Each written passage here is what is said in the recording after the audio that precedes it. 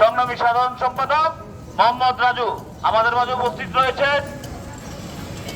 তারেক রহমান যুব পরিষদের সিনিয়র সহসভাপতি মাসুদ রানা মাসুদ আমাদের মাঝে উপস্থিত রয়েছেন। বাংলাদেশ জাতীয়তাবাদী আইন ছাত্র ফোরাম আইন মহাবিদ্যালয় কলেজ শাখার সংগ্রামী সভাপতি স্নেহস্পদ ছোট ভাই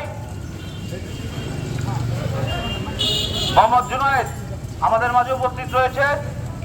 সদর থানা পূর্ব শাখা জিয়া সাইবার ফোর্সের বিপ্লবী সভাপতি তুহিন ভাই উপস্থিত রয়েছেন। সদর সচিব সানোয়ার হোসেন সানু উপস্থিত রয়েছেন।